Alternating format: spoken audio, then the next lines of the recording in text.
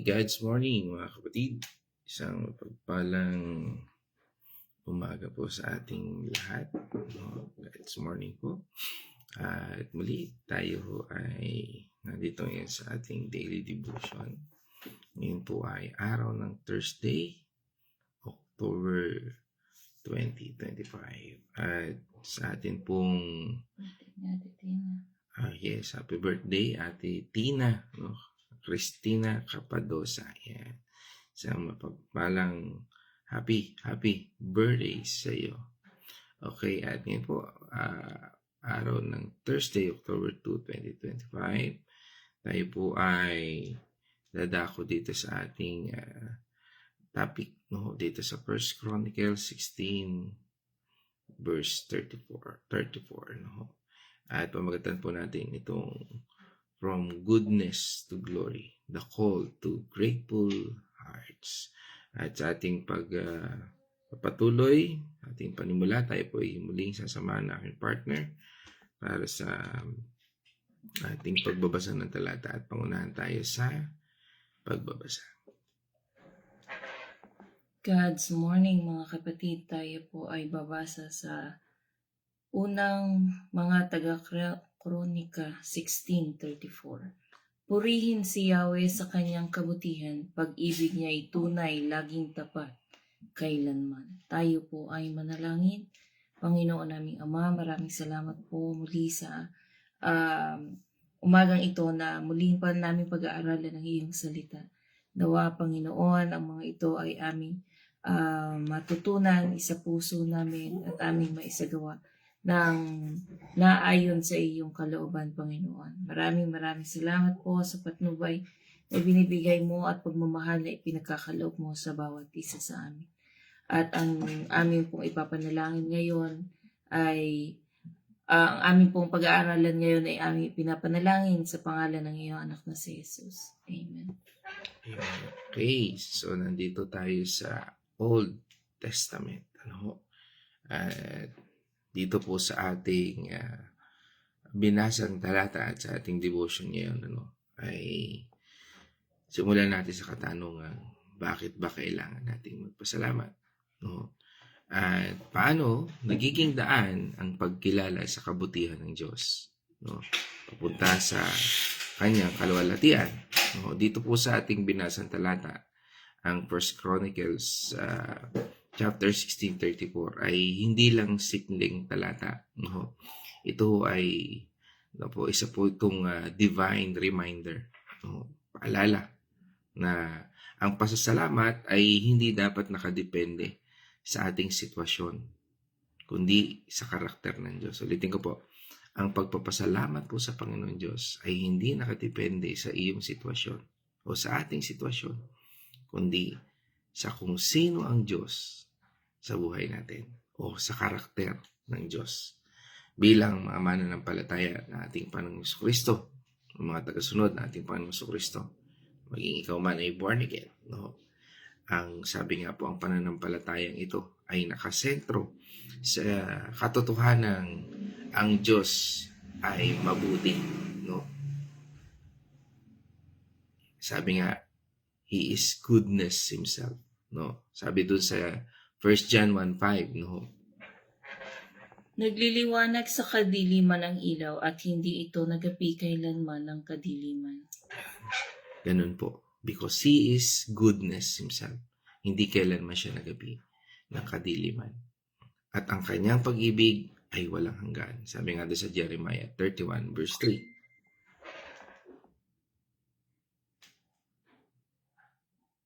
3. Napakita ako sa kanila mula sa malayo, sa simula pa'y inibig ko na sila, kaya patuloy akong nagiging tapat sa kanila.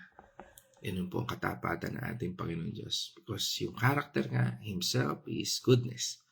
At ito yung pagiging basehan natin na nagpapasalamat tayo hindi dahil sa mabubuting nakakamdan lang natin. Kaya kung minsan naisip natin, paano ako magpapasalamat? Ano ipapasalamat ko sa Panginoon?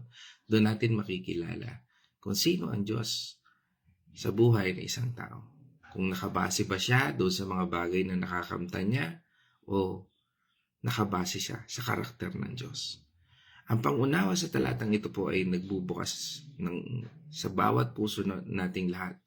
Sabi nga ng pagsamba at matibay na pagtitiwala sa ating Panginoon Diyos kahit sa gitna ng pagsubok. Ang 1 Chronicles chapter 16 po ay naglalarawan ng isang makasaysayang pagdiriwang ng dalhin ni Haring David ang Ark of the Covenant, no, yung kaban ng tipan sa Jerusalem. Ito po ay tanda ng presensya ng tipan ng Diyos sa Israel. No, sa gitna ng pagdiriwang, nag-organize po si Haring David ng worship team, no, o yung mga Levita para purihin ang Diyos. Dito po sa talatang ito, sa verse 34 ay bahagi ng Thanksgiving song, no po, na inaawit nila sa isang himno ng papuri na nag-uugnay sa kabutihan ng Diyos at kanyang walang hanggang pag-ibig. No, ganun po yung ginawa dyan. No? Sabi nga 24/7, talagang magdamagang papuri sa Panginoon dyan. No? Bakit po ito napakahalaga? Dito po sa talatang ito ay nagpapaalala po na ang pagsamba at pasasalamat ay hindi dapat maging seasonal. Anong seasonal Christian ka ba? Yung pag may mga maganda lang o may pangangailangan ka lang lalapit sa Diyos? O ikaw ba yung tipo ng isang Kristiyano na nakadepende sa mood o blessing? Tandaan po natin, ang pagiging Kristiyano ay hindi dapat maging seasonal, kundi lifestyle. Lifestyle ng sumasampalataya o lifestyle ng mananampalataya. Sabi nga, ito rin ay repeated praise sabi natin, paulit-ulit na makikita natin sa Biblia, no? Paalala nga sa atin ng Psalm 107 verse 1, no? Purihin si Yahweh sa kanyang kabutihan, pag-ibig niya ay tunay, laging tapat, kailanman. Yan. Yun po yun.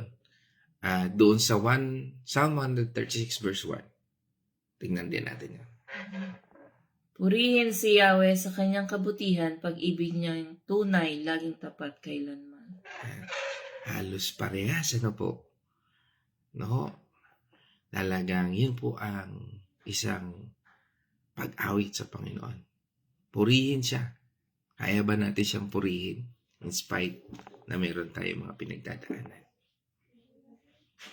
Minsan, maraming Kristiyano ang nakadepende. Hindi nila kayang purihin ang Diyos sa gitna ng kanilang mga pagsubok. Sabi nga, dito po ay nagpapakita na ito ang core identity ng Diyos. He is good, His love never quits. Ulitin ko. He is good, His love never quits. Yan po ang karakter ng Diyos. Kaya nga po itong title natin ngayon, From Goodness to Glory, The Call to Grateful Hearts. Sabi nga po, it encapsulates the core message nitong ating tinatalakay ngayon dito sa 1 Chronicles 16:34. Sabi nga, parang sinasabi dito na dahil sa kabutihan ng Diyos, papunta tayo sa kaluwalhatian niya. Kaya dapat magpasalamat ang puso natin.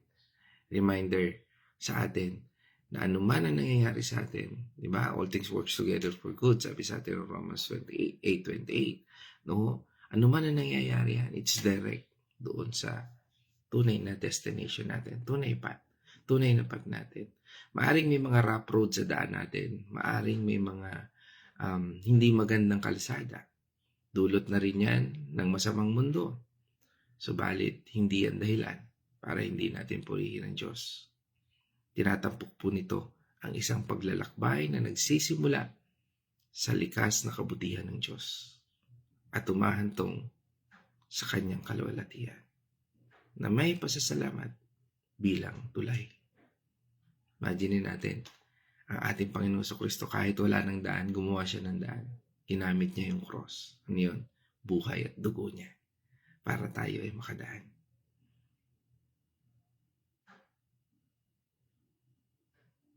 Maging dahilan pa kaya o nagiging dahilan pa kaya ang mga circumstances, situations sa buhay natin para hindi natin siya purihin? Kahit na buhay niya ang kanyang pinalit at binigyan niya tayo ng daan, buhay at katotohanan. He is the way, the truth, and the life. Binga, huyagin natin ito. Doon sa Amplified Version, ang sabi doon sa talata is, "Oh, give thanks to the Lord." That is the first, no? "For He is good," sabi niya doon. This is, sabi nga, is a direct command. Doon sa unang bahagi, "Oh, give thanks," no? Means, magpasalamat kayo. Sabi nga, ito po ay hindi suggestion, but a call to action. Kumbaga sa ano is a call to order. No? Kung nasa korte po, no? It's a call to order. Ayan. O, give thanks. No? Magpasalamat kayo. It's not a suggestion, but a call to action. Nagagawa ba natin? Sabi doon sa sumunod na talata, "For He is good." Sabi nga, is the reason for our thanksgiving. Mabuti ba siya? Kasi nagkasakit ako. Mabuti ba siya kasi may problema ako? Mabuti ba siya kasi may sitwasyon ako hindi ko alam kung paano lulusutan? Si Lord, maaring ang sagot niya sa atin ay hindi ganun kadali. Pero hindi niya kailanman sinabi na hindi natin madadanasan yan. Kundi lagi niya sinasabi, sa lahat ng sitwasyon natin, He will never leave us nor forsake us. Hindi niya tayo iiwan at hindi niya tayo pababayaan. And that is the nature of God. God's very nature is good. Sa lahat ng mga bagay, kabutihan, ang kanyang laging laan sa atin. Dahil yun ang kanyang karakter. Hindi kailanman siya magbibigay sa atin ng ikapapahamak. Pinahihintulutan niya ito.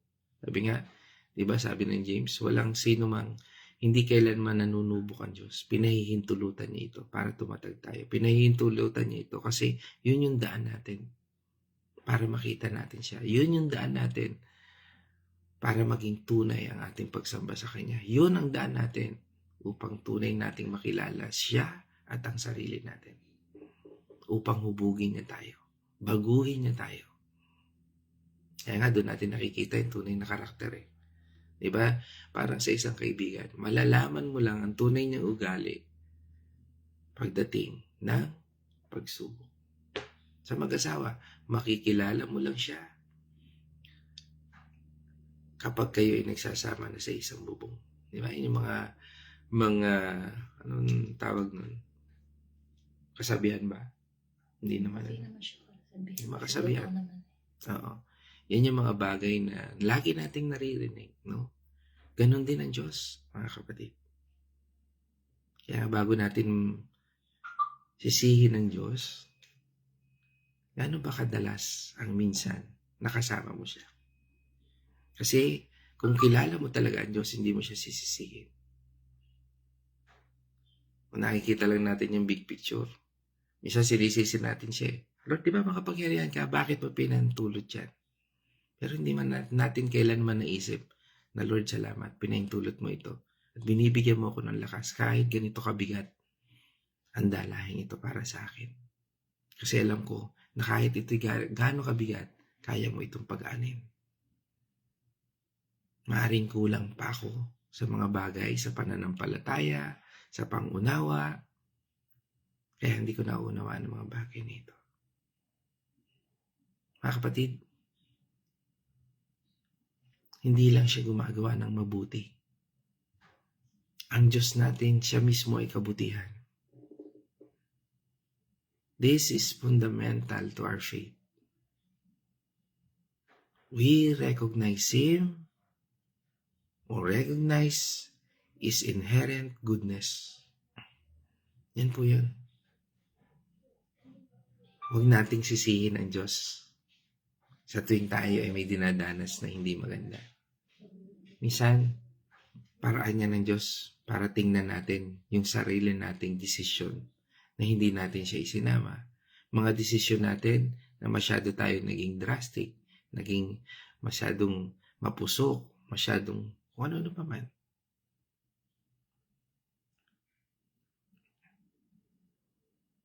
O minsan naging complacent tayo, nagpabaya tayo.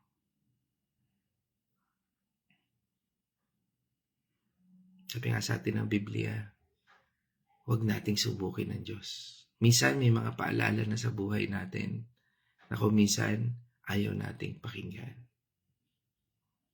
Kaya nangyayari ang hindi maganda, ang hindi mabuti sa atin. Hindi natin kailangan sisihin ng Diyos dahil una hindi siya kailanman magkukulang. Lagi siya may paalala. Huwag nating gawing excuse na sisihin ng Diyos dahil matigas ang ating ulo. Doon sa sumunod na talata, sabi, for His loving kindness endures forever. Mga kapatid, this explains the extent and duration of God's goodness. Yan po, ganun katindi ang pasensya sa atin. His loving kindness endures forever. Doon sa loving kindness niyan, speaks for His, sa Hebrew word po yan ay hesed. No? Hebrew word niyan ay hesed, loving kindness. No? It's a more than just love. No? It's a covenant love. Matindi, no? Covenant love.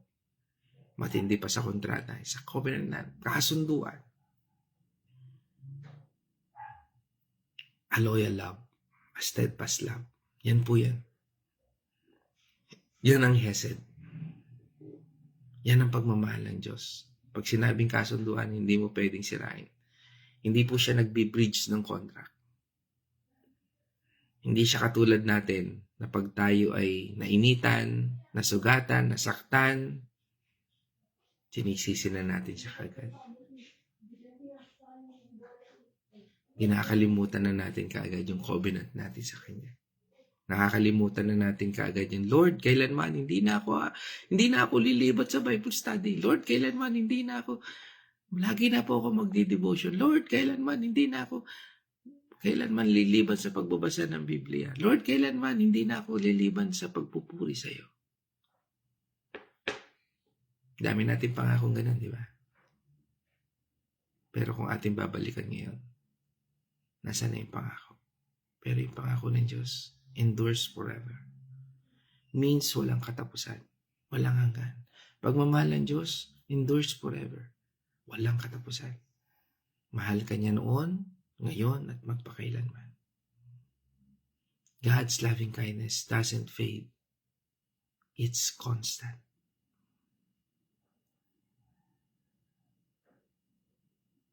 Kaya nga po tayo, isang paalala sa atin bilang mga born-again Christian.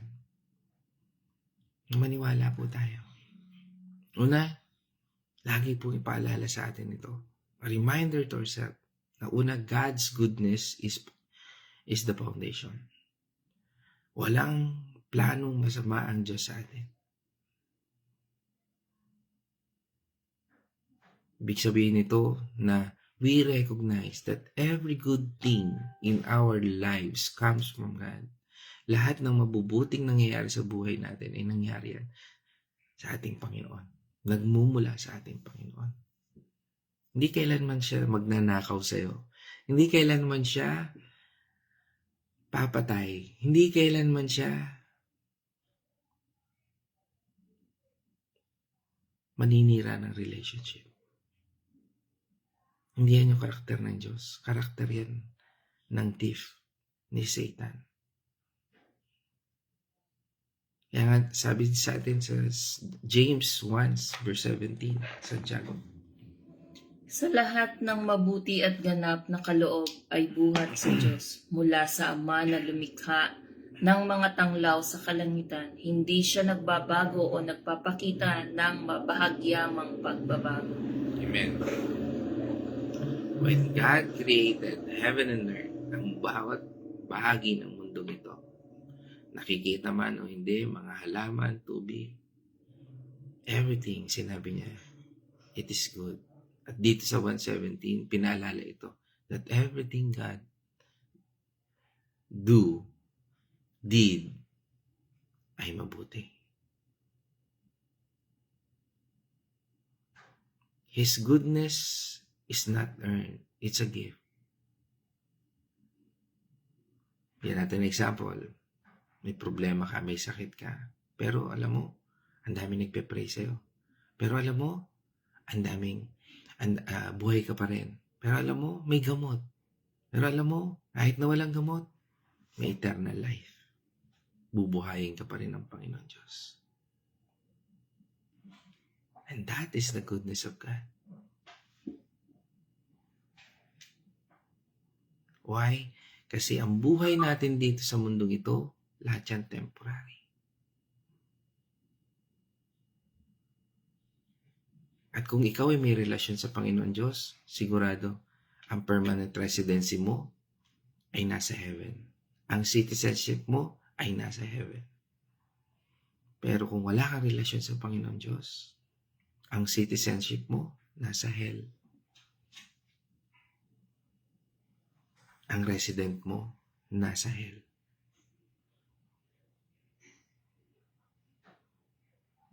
Kaya bago natin sisihin ang Panginoon Diyos, tingnan muna natin ano yung pinalano ng Diyos sa buhay natin.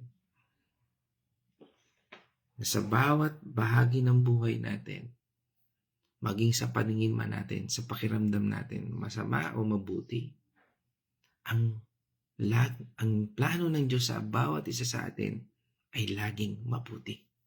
Hindi kailanman ikapapahamak natin.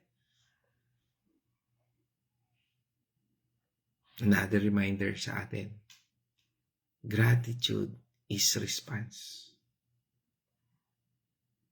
Sabi nga, kaya ba natin yon na maging grateful tayo sa lahat ng response natin? Reminder, our gratefulness isn't just good manners. Ano po ito? It's an acknowledgement, pagtanggap natin, pag-ako natin of God's sovereignty and provision. Yan yung pagpapuri natin sa Panginoon. We acknowledge na ang Diyos ay mabuti, ang Diyos ay makapangyarihan, ang Diyos ang nagpo-provide. It's an act of worship. In spite kung anong situation mo, kaya makikita natin na kayo may problema, if you worship God, wow, it's an act of worship. Kasi, it's a symbolize na hinahayaan mo ang Diyos ang kumilo sa buhay mo. Hinahayaan mo na palitan ang iyong kalungkutan at hinahayaan mo na i-comfort ka ng Diyos sa gitna ng iyong pagdaramdam.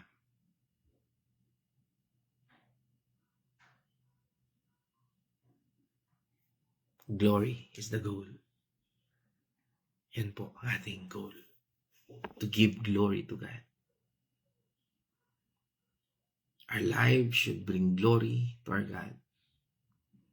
Yan po yung ating ultimatum. 1 Corinthians 10 verse 31. Kaya nga kung kayo'y kumakain o umiinom, kung ano man ang inyong ginagawa, gawin ninyong lahat sa ikararangan ng Diyos. Amen. Sabi nga, no, ang Lord lagi nagsisimula sa maliit. Kung kaya mo siyang purihin sa maliit na bagay, kaya mo rin siyang purihin sa malaking bagay.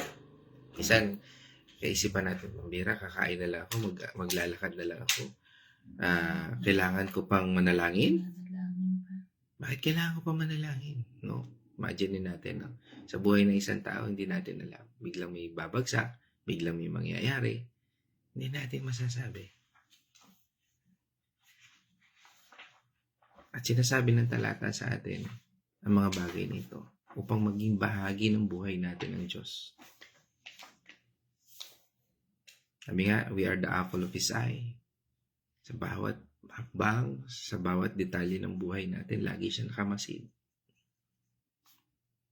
And because of our free will, ayaw niyang hadlangan. Ayaw niyang sirain ang kontratang yun. Nabibigyan tayo ng free will. Kaya nga kung pinagkakaloob natin, Lord, your will be done. Tuntua siya. Nagagalak siya. Natulungan tayo. Nagagalak siya na iligtas tayo. Nagagalak siya na magkaroon ng ngiti sa ating mga labi. By living a life of gratitude, we reflect His goodness and point others to Him. Imagine natin, sabi nga, we are the walking Bible. Kapag nakikita sa atin kung ano ang kabutihan ng Diyos, nakikita rin nila o nakikita ng mga hindi naniniwala sa Diyos na napakabuti nga ng Diyos ng taong ito. Dapat siyang purihin. Kaya nga, tayong mga mananampalataya, always cultivate a heart of gratitude. Make a conscious effort to recognize and thank God sa bawat araw. Ang kanyang mga blessing, maliit man yan o malaki, pasalamatan natin.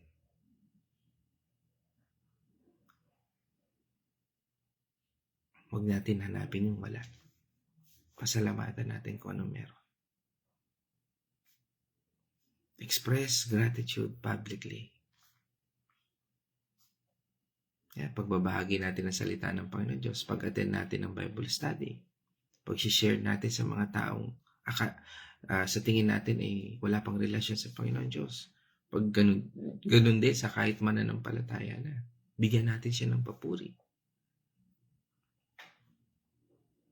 Let's express.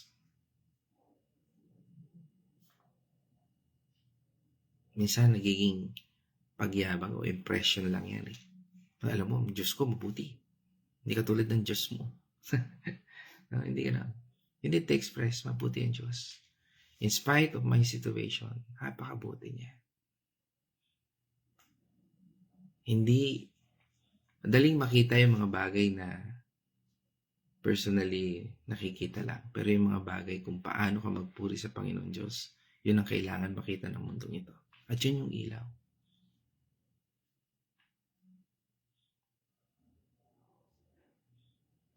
Kahit anong ganda ng lampshade, kung wala itong liwanag, hindi makikita ang lampshade o lampstand o lighthouse. Express gratitude publicly. Kailangan tayo magliwanag sa mundong ito. Let others know how God has worked in our situation. Kung may sitwasyon ka hindi maganda, kung may sitwasyon ka mabuti, hayaan mo makita ng mundong ito kung sino ang Diyos sa kwento ng buhay mo. Because your story is Bible sa mga taong nakakakita sa iyo. It's a Bible. Why? Because ang makikita nila sa iyo, ang goodness ng Diyos. Ikwento natin ang kabutihan niya. Ang kabutihan ng Diyos sa iba. Live a life that reflects God's goodness. Umuhay tayo na ang Diyos ang nakikita sa ating buhay, o ang Diyos ang nakikita, o ang kabutihan ng Diyos ang nakikita sa ating buhay. Let our actions be reflection of His love and grace. Serve others. Be generous and show compassion. Gawin nating mabuti o gawin natin anong maikabubuti para sa kapwa natin. Mga kapatid, dyan po ako magtatapos. At dito po sa ating pinag-aralan talata, dito sa 1 Chronicles 16:34, ito po ay hindi lang basta talata. Ito po ay buhay na salita mula sa Diyos na nagtuturo sa atin kung paano mamuhay. Kung may natutunan tayo ngayon, ito ay ang Diyos ay mabuti. Walang hanggan ang pag-ibig niya. At ang tanging tugon natin ay ang magpasalamat ng buong puso. Hindi niya hinihintay na maging okay ang lahat bago tayo sumamba.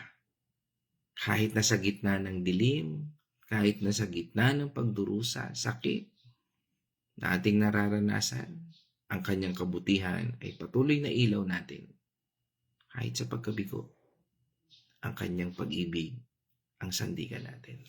At kapag tayo nagpapasalamat, hindi lang tayo umaawit, kundi nagpapahayag tayo ng katotohanan tungkol sa ating Panginoon Diyos. Kaya huwag nating patagalin pa. Gawin nating lifestyle ang pasasalamat. Sa umaga, bago ka magreklamo sa traffic, magpasalamat ka muna na may sasakyan ka, na may sinasakyan ka. Sa gabi, bago matulog, sulat mo muna yung mga mabubuting bagay na ginawa o alalahanin mo muna yung mga mabubuting bagay na ginawa sa iyo ng Panginoon Diyos. Mga kapatid, sa pagdarasal, unahin ang papuri bago ang hiling. Ang Diyos natin ay hindi Panginoon, kundi Panginoon. Kapag ginagawa natin ito, hindi lang tayo magiging masaya. Hindi makikita rin ng mundong ito kung gaano kadakila ang Diyos natin. At tandaan, ang pasasalamat ay hindi endpoint. Ano po ang pasasalamat? It's a highway papunta sa kaluwalhatian ng Diyos. Habang naglalakbay tayo, huwag kalimutang dalhin ang iba. Sabihin sa kanila, halika, sumamba tayo. Sambahin natin ang Panginoon Diyos. Pag-usapan natin ang Panginoon Diyos kaysa buhay ng mga tao na wala namang may dudulot na mabuti sa atin. Mga kapatid, mabuti ang Diyos. At ang pag-ibig niya ay walang hanggan.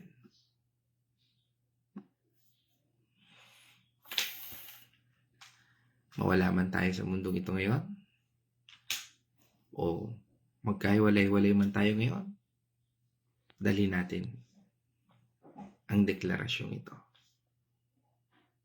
Oo, Panginoon, ikaw ay mabuti. Salamat sa walang hanggang pag-ibig mo. Gamitin mo ang buhay ko para luwalhatian ka. Here I am. Purihin natin, Panginoon Diyos, mga kapatid. At ngayon, naidadako naman sa huling bahagi ng ating daily devotion, ang reflection ni Winnie. Yan. Meron ka na ang reflection ni Winnie. Yan, magandang umaga po muli sa ating lahat. Dito po sa ating napag-aralan ay ang natutunan ko po ay magpasalamat po tayo bawat araw. Sa halip na maghintay ng special na okasyon, ugaliing magpasalamat araw-araw.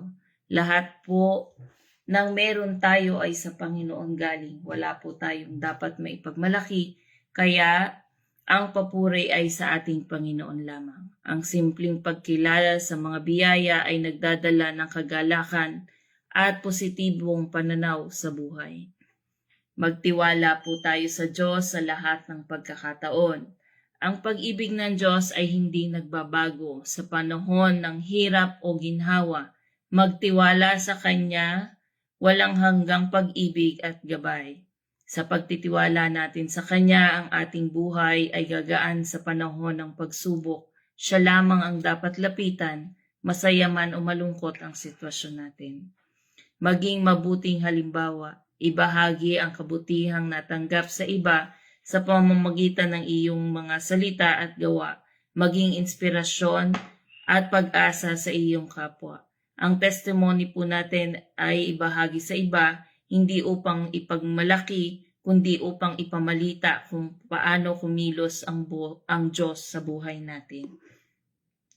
Manalig sa pag-asa. Ang pag-ibig ng Diyos ay nagbibigay ng pag-asa sa hinaharap, anuman ang hamon. Manalig na mayroon siyang plano at hindi niya tayo pababayaan. Ipakita ang pasasalamat ang pagpapakilala sa kabutihan ng Diyos ay dapat mag-udyok sa atin na gumawa ng mabuti. Ipakita ang iyong pasasalamat sa pamamagitan ng pagmamahal, paglilingkod, at pagiging responsable sa iyong kapwa at sa mundong ito.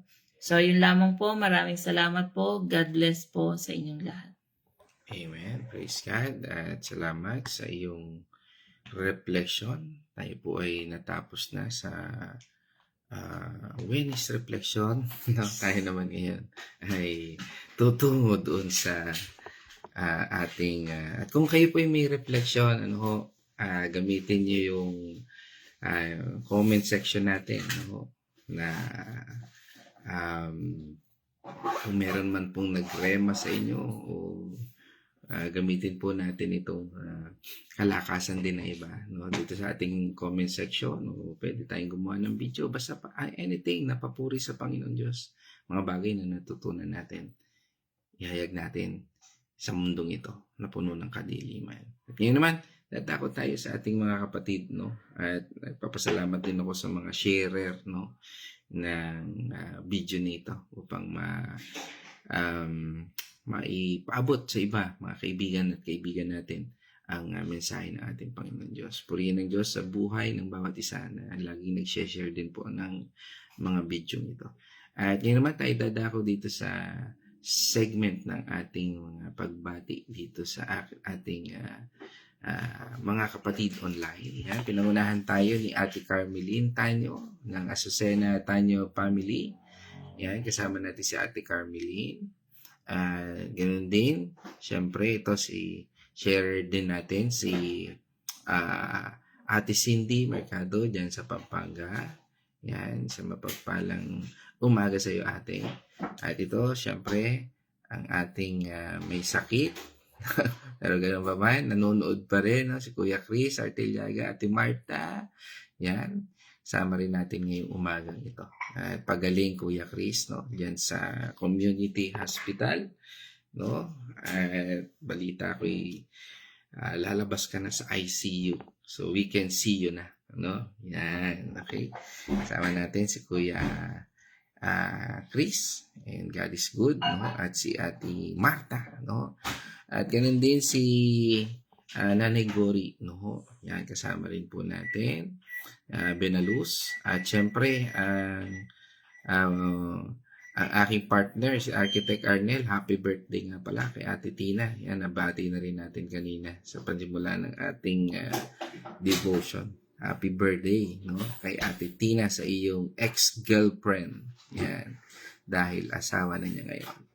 Okay, so kasama rin po natin dito si si Nay Winnie, syempre sa Villa Escudero. Yan.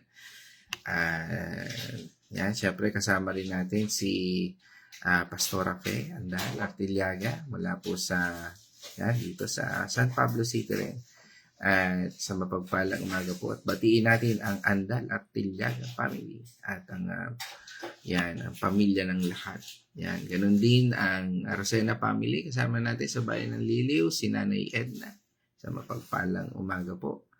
Yan. Sama rin po natin ang aking siyempre magandang nanay, Getcano Mercado family, batiin na natin yan. Si Corazon Mercado, yan, sa Santa Rosa, Laguna, kasama po natin. Yan. Okay. At kasama rin po natin mula naman sa Bacolod ang Kuya George Pios. Yan, isang mapagpalang umaga po, at ingat-ingat po ang lahat dyan sa Visayas, lalo na sa Cebu, Aking mga kamag-anak naman po sa Cebu ay okay naman, At salamat din po sa pananalangin yan.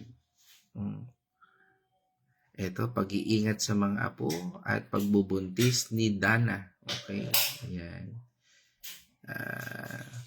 Yan, kagalingan para kay Louie Patual. Yan. Yan, okay. Kalakasan ni Marta. Pastora Pe. Yan. Mga kalakasan. Yan po. Yan. Kasama rin natin si Plabel Garcia dyan sa Bria, tama ba? Sa may Bria San Gregorio. Yan, isang mapagpalang umaga sa iyo kapatid. Yan si Plabel. Yan. Isang masipag. Yan. At purihin ng Diyos. Yan, kasama rin natin si Sister Nella Nonoso. Yan, yan, mga sharer po natin yan. Si Naywini, si Pastora Fe. Yan, mga sharer natin yan. Si Naygori. Yan. Praise God po sa buhay ninyo. Yan. Sino pa po ba? Kasama rin natin si aking kapatid, si Caroline Mercado. Yan, sharer din po natin yan. Yan. Okay. That's all, mga kapatid. Dahil dyan, tayo po ay manalangin. Let's all pray. Ama naming Diyos na makapangyarihan, kami po ay nagpapasalamat. At sa yugtong ito, Panginoon, muling pinaalala mo sa amin kung ano ang kahalagahan ng pasasalamat. Muling binuksan mo sa amin ang aming isipan at puso ng reminder nito na dapat po namin at karapat dapat po kayong sambahin, pasalamatan, papurihan, Lord, sa lahat ng iyong kabutihan. Hindi ka kailanman na nagbibigay sa amin ng hindi maganda. Kaya salamat, Panginoon, sa pagre-remind, Lord, na ikaw ay in action sa buhay namin. Patuloy po namin pinasalamatan ang lahat ng ito at patuloy kami, Panginoon, na humihingi rin, Panginoon, ng kapatawaran, Panginoon, sa aming mga pagkukulang nito na minsan hindi mo namin nagagawa ang mga bagay nito. At minsan nasisisi ka pa namin, Panginoon. Patawad, Panginoon, sa aming kamalian. Patawad, Panginoon, sa aming kakulangan. Tulungan mo po kami, Panginoon. Inaamin po namin na ang aming kakayahan ay limitado. Tulungan mo kami na magkaroon ng kalakasan upang ito ay maging fundamental sa buhay namin. Na laging maging aksyon ng aming isip, puso, at ang aming damdamin, Panginoon, ay mag-umalab ng pasasalamat anuman ang sitwasyon na meron kami. Salamat, Panginoon, sa yugtong ito at patuloy na idinadalangin namin ng may kaarawan si Ate Tina na pagpalain mo, Panginoon, ang kanyang buong pamilya sa pangunguna ng kanyang asawa na si Architect Arnel. Pagpalain mo, Panginoon, anuman ang gawin ng pamilyang ito. Patuloy na idinadalangin din namin na patuloy pong maglingkod ang pamilyang ito sa iyong kaharian. At patuloy na dalangin namin sa bawat isa, mga kasama namin dito, ang patuloy na pag-iingat, probisyon, at pagbibigay ng mga pangailangan. Especially, Lord, sa aming kapatid ngayon na si Kuya Chris, ang pamilya ni Ate Marta, Lord, ang buong pamilya ng Artillaga, ay pagkalooban mo, Panginoon, ng pagpapala, Panginoon, upang malampasan ang mga pagsubok na ito. Naniniwala po kami, Panginoon, ang mga bagay na ito ay pinahintulot mo upang, Panginoon, makita ang iyong kapangyarihan at ang iyong kabutihan. Salamat, Panginoon, na bigyan mo kami, Panginoon, ng isipan na nakatuon sa iyong pagkilos, hindi sa mga bagay na kulang, Panginoon. Patuloy namin idinadalangin na sa iyong pagpapala, ikaw po, Panginoon, ay mabuti magpakailanman. At sa lahat ng mga kapatid namin na may karamdaman kila Louie at kalakasan para sa pagbubuntis ni Dana at ang sino ang may karamdaman ngayon, maging ang mga taong hindi man namin mabanggit, Panginoon, ng pangalan, Lord, naniniwala po kami na ikaw ang Diyos ng kagalingan, ikaw ang Diyos, Panginoon, na nalalaman mo, Panginoon, ang pangailangan ng bawat isa. Ikaw yung Diyos na kaya mag-provide. Lord, dalangin namin, Panginoon, na sa umagang ito, pagkalooban mo kami ng kalakasan, probisyon at pagpapala sa aming buhay. Ganon din, Panginoon, ng bansang Pilipinas na ngayon, Panginoon, ay talamak ang kasamaan sa korupsyon, walang pagsisisi. Lord, ang dalangin namin ay paghipo mo sa puso ng bawat mga taong ito. Bagamat sila ay nagsasabi ng mga salita ng Diyos, Panginoon, hindi namin makita ang repentance. Lord, kung kami man po ay nagkakamali, sawayin mo kami. Subalit, Panginoon, maging paalala sa amin na kami manumbalik sa iyo, Panginoon. Ang bawat isa ay manindigan lamang sa iyo. Salamat, Ama naming Diyos na makapangyarihan sa pamamagitan ng iyong banal na Espiritu at sa pangalan ng aming Panginoong Jesucristo. Maraming salamat po. Ito po yung aming dalangin sa pangalan ng iyong anak na si Jesucristo. Amen and amen. Mga kapatid, Purihin ang ating Panginoon Diyos. At sa yugtong ito, tayo po ay magpapaalam na. At sa ating pagpapaalam, no, mga kapatid, lagi nating tandaan na tayo ay laging magpasalamat sa Diyos na may lalang. Sa ating Panginoon Diyos na kailanman hindi po siya nagkukulang sa atin. At kailanman hindi magkukulang. Kaya nga mga kapatid, sa ating pong pagtatapos, mga kapatid, ay let us shout the shout of victory. Christ has died. Christ has died. Christ has risen. Christ has risen. Christ will come again. Christ will come again. And together, And together we are for Christ. God's morning, everyone.